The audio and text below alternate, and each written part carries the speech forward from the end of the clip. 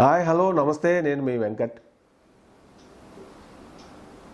పవన్ కళ్యాణ్ గారు ఏంటి అంతా ఆయన చేసింది ఏంటి ఇప్పుడు? దానికే వరల్డ్ రికార్డా, నేషనల్ రికార్డా, ఏంటి ఆయన చేసిన గొప్పతనం ఏంటి అనేది బహుశా మరి ట్రోలర్స్కి అది గిట్టదు. ట్రోలింగ్ చేసేది ఎవరు అనేది ఆంధ్ర ప్రజలకి, తెలుగు ప్రజలకి తెలియంది ఏం కాదు. ఎందుకంటే పని చేయడం చేత కాకపోయినా 5 ఏళ్ళు అధికారం మరి ఇస్తే ప్రజలు ఏం చేశారు వైసీపీ ప్రభుత్వం అనేది చూశారు.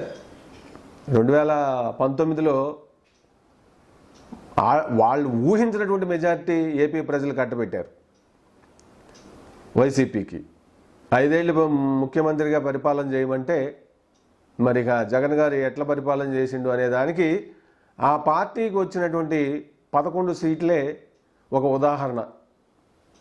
కోర్స్ అది ఎవరికైనా, ఏ పార్టీకైనా వర్తిస్తుంది. 2019లో తెలుగుదేశానికి కూడా 23 సీట్లు రావడం వెనుక దాన్ని కూడా అట్లే చూడాల్సి ఉంటుంది.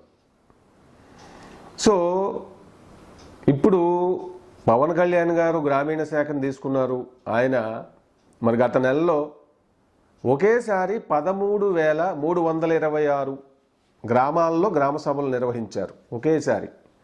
ఇప్పుడు ఒక్కటి చేయడం అంటే 1, 2, 3 చేయడం అనేది మామూలు విషయం. కానీ వేలల్లో ఒకేసారి అంతా చేసినప్పుడు అది ఖచ్చితంగా మరి రికార్డే అవుతుంది. దానికి తోడు ఆ సభలు నిర్వహించి గ్రామాలకి, పంచాయతీలకి ఆ నిధులు కేటాయించేటటువంటి ఇది కూడా చర్చించడం జరిగింది. ఇప్పుడు అది గిన్నిస్ బుక్ ఆఫ్ రికార్డుగా నమోదైంది. ఇండియాలో అయితే నేను ఇంతవరకు ఎప్పుడు చూడలేదు అది. నిజంగా అంటే కూటమి ప్రభుత్వం అధికారంలోకి వచ్చిన తర్వాత నిజంగా అంతకుముందు ఆయన్ని, పవన్ కళ్యాణ్ గారిని మరి ఆ గత ప్రభుత్వంలో ఉన్న మంత్రులు, ముఖ్యమంత్రి గారు వాళ్ళంతా కూడా ఎట్లా టార్గెట్ చేశారు, ట్రోలింగ్లో ఎలా టార్గెట్ చేశారు. 2 సార్లు పోటీ చేసిండు, ఓడిపోయిండు. ముఖ్యమంత్రి చంద్రబాబు నాయుడికి దత్తపుత్రుడు, 3 పెళ్ళిళ్ళు చేసుకున్నాడు, ఆడవాళ్ళంటే రెస్పెక్ట్ లేదు, మరి ఏమి చేత కాదు, ఇట్లా అనేక రకాలుగా మానసిక హింసించే ప్రయత్నాలు చేశారు వాళ్ళు. అయినా సరే అధికారంలోకి వచ్చిన తర్వాత మరి ఇప్పుడు చూస్తే ఎన్నికల్లో 100% స్ట్రైక్ రేట్ ఉన్నటువంటి హిస్టరీ అదొక రికార్డు. 21 ఎమ్మెల్యే సీట్లకి 21, 2 ఎంపీ సీట్లకి 2 గెలుపొందడం జరిగింది.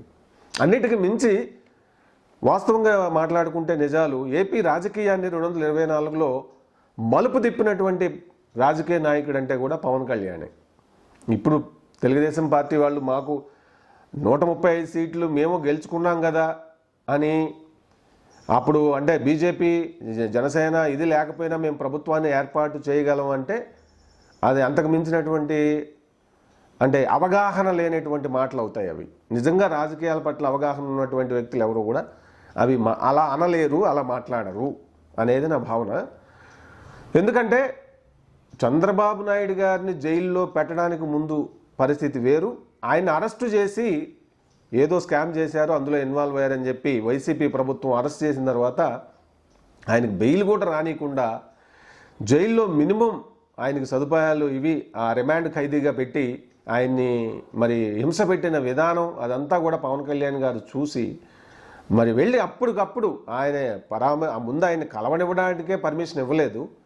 తర్వాత ఎట్టకేలకు ఇచ్చిన తర్వాత చూసి ఆయన మరి అంతకుముందే చెప్పినట్లుగా ఏది అధికార పార్టీపై ఉన్న వ్యతిరేకత ఓటుని చీలనివ్వను అని పవన్ కళ్యాణ్ గారు మొదటి నుంచి చెప్పుకుంటూ వస్తూనే ఉన్నారు. అట్లనే ఆయన మరి వెంటనే వెళుతున్నాము, తెలుగుదేశం జనసేన కలిసి ఎన్నికల్లో కలిసి పోటీ కూటమిగా వెళుతున్నామని చెప్పడం జరిగింది.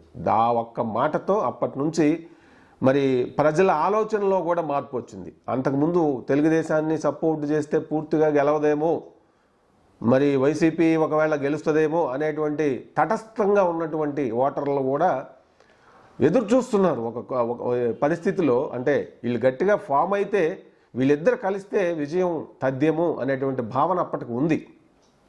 దాన్ని ఖచ్చితంగా మరి ఇచ్చేసి రాజకీయాన్ని మలుపు తిప్పారు. అలాగే బీజేపీ కలిసి రాకపోయినా కూడా మరి బీజేపీని కూడా చివరికి కూటమిలోకి తీసుకొచ్చి నిజం చెప్పాలంటే ఒక రాజకీయ చాణక్యాన్ని ప్రదర్శించినటువంటి నాయకుడిగా ఆయన చూడాల్సి ఉంటుంది. ఇప్పటికి కూడా అదే అడుగులు అవే ఇదిలో వెళ్తున్నాడు. అంత పవర్ ఉంది చేతిలో.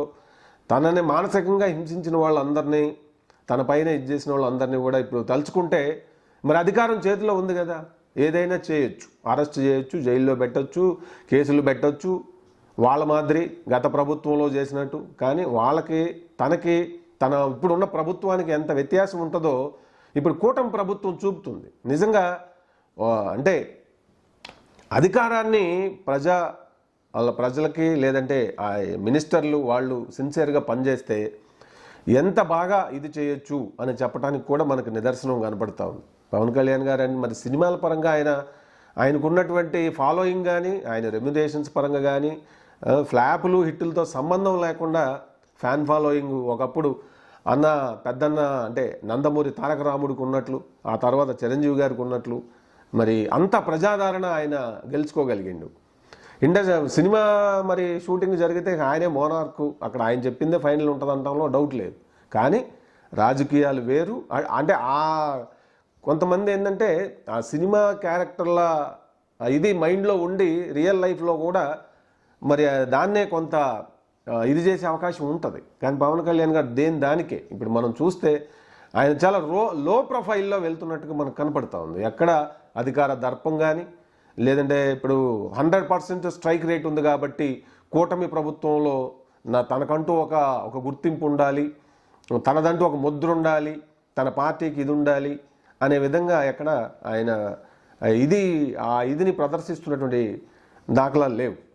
సో మొత్తం మీద పాపం ఇది అధికారం వీళ్ళకి అంటే పవన్ కళ్యాణ్ కూటమి ప్రభుత్వానికి సంబంధించి ఇది నిజంగా చాలా 100 రోజులు పూర్తి కాబోతుంది. ఇటువంటి తరుణంలో మరి ఇటువంటి డెవలప్మెంట్ జరగటం నిజంగా ప్రభుత్వ పరంగా పనిచేస్తున్న విధానం మనం గమనిస్తూనే ఉన్నాం, ప్రజలు గమనిస్తూనే ఉన్నారు. ఎందుకంటే మరి రాజకీయం అంటే, పార్టీలు అంటే, అధికారం అంటే వ్యక్తిగతంగా రాష్ట్ర వనరులను దోచుకోవటం కాదు కదా. కలిసి గుంపుగా మన కులపోళ్ళు మనం అని ప్రజల్ని అభివృద్ధి చేయటం, అభివృద్ధికి నోచుకొని కులాలని వాళ్ళని గుర్తించి వాళ్ళకి ప్రత్యేకంగా మరి స్కీములు పెట్టి వాళ్ళని కూడా మెయిన్ స్ట్రీమ్లో డెవలప్మెంట్లో భాగస్వాములను చేయడం ఇవన్నీ ఉంటాయి. అదేది మరి గత ప్రభుత్వంలో జరిగాయా అనేది ప్రజలు ఆలోచించుకున్నారు కాబట్టి బహుశా మరి 151 సీట్లు 2019లో ఇచ్చి నాయన నీ ప్రభుత్వానికి ఒక దండం, నీ పాలనకు ఒక దండం, మీకు ఒక దండం అని అట్లా మిగిలిన 140 దండాలు పెట్టి ఒక్కొక్క దండానికి ఒక్కొక్క సీటు గుంజి పడేసినట్టుగా అర్థమవుతా ఉంది. మొత్తం 11 సీట్లకే పరిమితం చేసి మరి 23 సీట్లకి పరిమితం అయినటువంటి తెలుగుదేశం పార్టీ మరి అనూహ్యంగా 135 సీట్లు గెలుచుకుంది. మరి కూటమి పరంగా చూసినప్పుడు మొత్తం 164 సీట్లు గెలుచుకుంది. ఏపీలో 175 సీట్లకు గాను. సరే, ఇదంతా కూడా మొత్తం మీద ఇప్పుడు ఇది గత కాలపు ప్రభుత్వం పాలన చేసిన వాళ్ళకి ఇది ఒక అపహాస్యంగా సోషల్ మీడియాలో ట్రోల్ చేయొచ్చు. కానీ అక్కడే కాదు రికార్డులు, ఇక్కడ కూడా అధికారాన్ని ప్రాపర్గా వినియోగిస్తే చాలా మంచి డెవలప్మెంట్తో పాటు గుర్తింపు తెచ్చుకోవచ్చు అనేది పవన్ కళ్యాణ్ గారు చాటి చెప్పిన పరిస్థితిని మనం చూడొచ్చు నిజంగా. ఎందుకంటే వాళ్ళ మోడ్ ఆఫ్ అడ్మినిస్ట్రేషన్ ఏంటి, జగన్ గారి మోడ్ ఆఫ్ అడ్మినిస్ట్రేషన్ ఏంటి, మొత్తం ఆయనకే కావాలి, రాష్ట్ర సంపద ఆయనకే కావాలి, ఇసుక మీద వచ్చే రెవెన్యూ ఆయనకే కావాలి, ఆల్కహాల్ లిక్కర్ శాండ్ మీద వచ్చేది ఆయనకే కావాలి, మైన్స్కి సంబంధించి ఆయనకే కావాలి, ఇంకేదైనా కొద్ది గొప్ప ఉంటే ఆయన టీము ఆయన వర్గానికి కావాలి, అంతవరకే. మరి మనం చూసాం ఇక్కడ మరి నిజంగా గతంలో అధికారాన్ని సక్రమంగా ఉపయోగిస్తే సివిల్ సర్వీసెస్ టిఎన్ శేషన్ గారి పరిపాలన విధానం మనం చూసాం.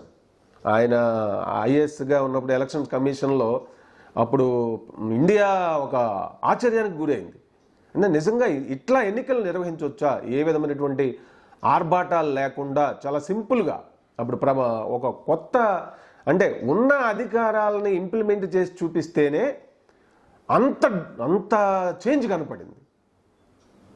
మరి ఐఏఎస్లు ఐపీఎస్ని గత ఏపీలో జగన్ గారు ఎట్లా ఇచ్చేసిండి అనేది మనం చూసాం. 3 ఐపీఎస్లు సస్పెన్స్కి గురయ్యారు. అది యూపీఎస్సీ చరిత్రలో ఒక మాయని మచ్చ అనమాట. ఏపీ ఈ 2019 నుంచి 24 వరకు వాళ్ళు ఎట్లా తయారయ్యారంటే నీకు మాటల్లో చెప్పనలవి కాదు. మరి ఇట్లా మనం చూస్తూ ఉన్నాం. అంటే ఓవరాల్గా ఇప్పుడు పవన్ కళ్యాణ్ గారు ఆయన చేసినటువంటి ఈ పని వల్ల అధికారాన్ని సక్రమంగా ఉపయోగిస్తే చాలా అభివృద్ధి చేయొచ్చు. ఆయన గాంధేయ వాదము సిద్ధాంతాలతో ముందుకెళ్తున్నట్టుగా నాకు కనపడుతుంది. ముఖ్యంగా ఈ గ్రామాల అభివృద్ధికి సంబంధించి గ్రామ స్వరాజ్యాన్ని మహాత్మా గాంధీ కాంక్షించారు. గ్రామాల అభివృద్ధి చెందితేనే భారతదేశం అభివృద్ధి చెందుద్దని చెప్పి ఆయన చెప్పడం జరిగింది. నిజంగా ప్రభుత్వాలు మరి మనకి స్వతంత్రం వచ్చి 75 ఏళ్ళు పైన అయిపోయినా కూడా ఇప్పటికే గ్రామాల్లో మహిళలు మరుగుదొడ్ల సమస్య ఎదుర్కొంటూనే ఉన్నారు.